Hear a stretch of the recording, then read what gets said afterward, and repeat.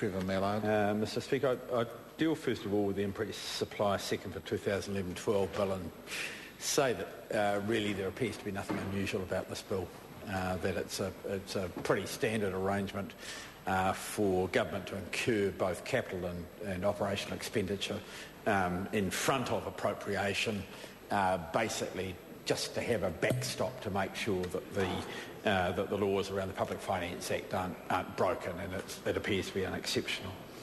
I would like to focus, though, more on the Appropriation 2011-12 Estimates Bill and the comments that the Minister has made there. I think that one of the things that he just sort of slipped in was when he was commenting on the tax changes, the switch that he referred to from the previous year's budget, when he said it had no particular impact on the distribution of income.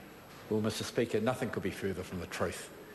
This was a tax switch which went from the poor to the rich, which increased GST and cut the tax top rate such that people like the Prime Minister had $1,000 a week tax cut. Mr Speaker, while my constituents who are struggling with their kids to pay their power, to pay their transport, pay their rent, and had a GST increase, there are a number of people like the Prime Minister who had a $1,000 a week tax cut.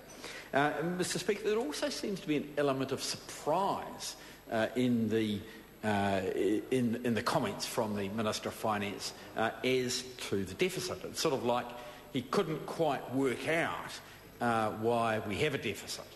And I think the Minister could do well to study such renowned economists as Ronald Reagan to see exactly how you get the sort of deficit that this country now has. Now, clearly there are some external factors, and Christchurch is a factor in it. But the way to compound a deficit is to give enormous tax cuts to people who do not consume, the rich people, to make cuts to the income and the services that are available to poorer people, to thereby increase unemployment, which was increasing anyway, reducing your tax take from middle income people, and requiring payment to a new increased group of beneficiaries. And that's what the government's done. So you have less tax coming in from middle income people, less tax coming in from rich because of the tax cuts, increased services required because of poverty, and increased payments in unemployment, and especially, as we've heard over the last 24 hours, because of the activities of the government, they've managed to do this massive shift of people from the unemployment benefit to the DPP. They've sort of trumpeted that as some sort of major success. But, sir, the increased numbers of unemployed and other beneficiaries means that there is a massive deficit. And the Minister of Finance, who's been around this place for a while, should not be surprised that if you have less tax and have more spending on benefits, then you will end up with a bigger deficit. It's a pretty standard arrangement, and the Minister should not be surprised. But what has surprised me has been the lack of any suggestion of any plan whatsoever on the part of the National Party to get out of this problem. In fact, what they've done is pretty actively worked against the plan. They've made massive cuts to science and research as it pertains to agriculture. Funds which were attracting massive private sector matching have been eliminated. And overall, business after business in my own electorate, where, you know, it's probably because we're close to IRL, the old DSIR, there are a lot of businesses where, while they wouldn't be what you describe as spin-offs, a lot of the people have either previously worked in the government in the science area, or they've worked closely with people who have, and within the Hutt Valley, within Wainuiomata, there are quite a few pockets of good research and in particular, probably more particular development, where jobs are being created, sometimes in twos and threes, but sometimes in 50s, 60s and 100s. But that was given a boost by the tax credits for research and development, which have been so cruelly whipped away by this government, because as one of the managing directors of the local company says, is that there appears to be no wish on the part of the government to have development occur in New Zealand. They said, it's a company which is facing a couple of choices, and one of them is go to Australia, where the culture is closer, the government arrangements are much better, the research arrangements are much better, or to keep a very small intellectual property group here and to do a lot of the development and a lot of the other work in China.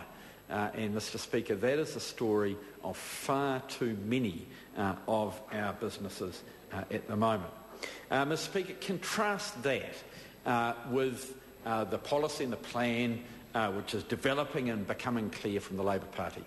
I was at a great power relatively recently, and they are very, very keen on the $10 a week tax cut that each of them will get. Couples will get $20 a week. They think that's fair. They think that it somewhat balances the redistribution that occurred from them because they pay GST to people on the $1,000 a week tax cut like the Prime Minister and his friends. Mr. Speaker, they also think that moving to a capital gains tax is a fair approach too. Because, clearly once you get to the point that you know it is not going to be retrospective, you know that it's not going to apply to the family home, what people say is essentially a buck is a buck. It doesn't matter how you earn it.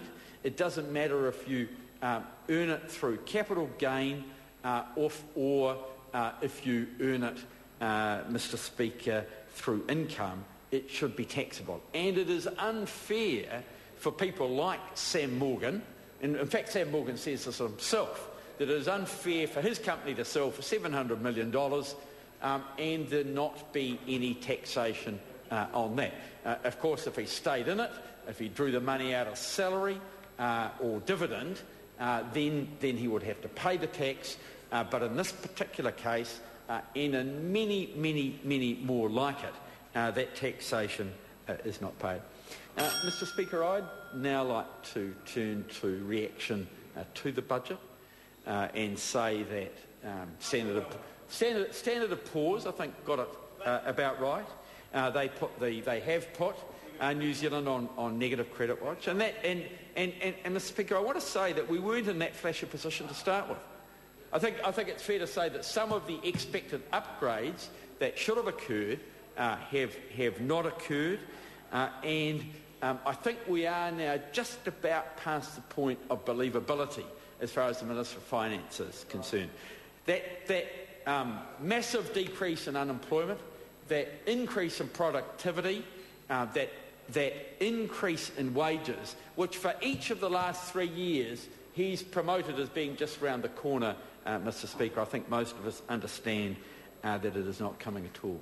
But, Mr. Speaker, I want to finish on what I think is the most dishonest part of this budget, and that is the suggestion that you can sell assets and be better off in the way that John Key has promoted.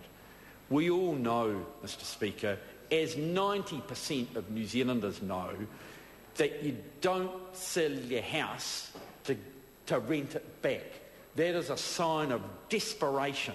That is a sign of people who are distressed.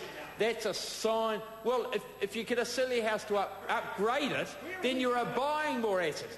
But what that member wants to do is to sell the most profitable assets in New Zealand, to sell the assets that my grandparents and lots of grandparents and people here spent their lives paying for and building. And what he wants to do, and what Bill English went to China and he said, who wants to buy our power companies? Bill English went to China and said, Who wants to buy our power companies? Mr Speaker, that is a disgrace, and that is the low point of this budget. Amy Adams. Thank you, Mr Speaker. I'm very happy to rise this afternoon and